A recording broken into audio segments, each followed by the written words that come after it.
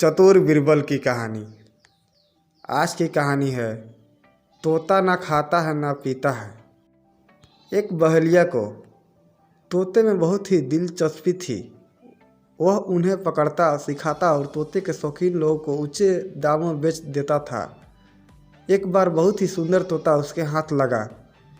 उसने उस तोते को अच्छी अच्छी बातें सिखाई, उसे तरह तरह से बोलने सिखाया और उसे लेकर अकबर के दरबार में पहुंच गया। दरबार में बहेलियों ने तोते से पूछा, बताओ ये किसका दरबार है? तोता बोला, यह जहाँपनाह अकबर का दरबार है। सुनकर अकबर बड़े खुश हुए और बहेलियों से बोले, हमें यह तोता चाहिए, बोलो इसकी क्या कीमत मांगते हो? बहेलिया बोला, जहाँपनाह सब कुछ आपका है, आप जो दे दे वही मुझे मंजूर है।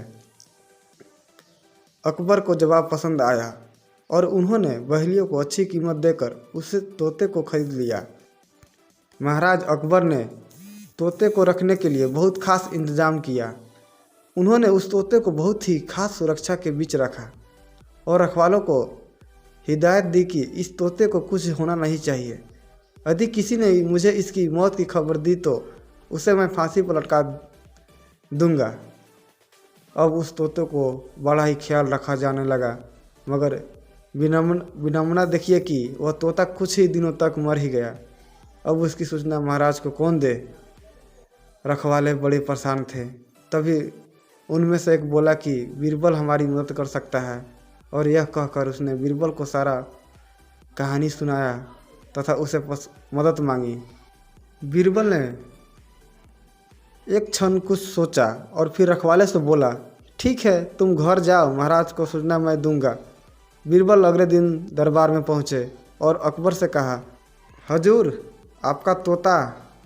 अकबर ने पूछा, हाँ हाँ क्या हुआ मेरे तोते को?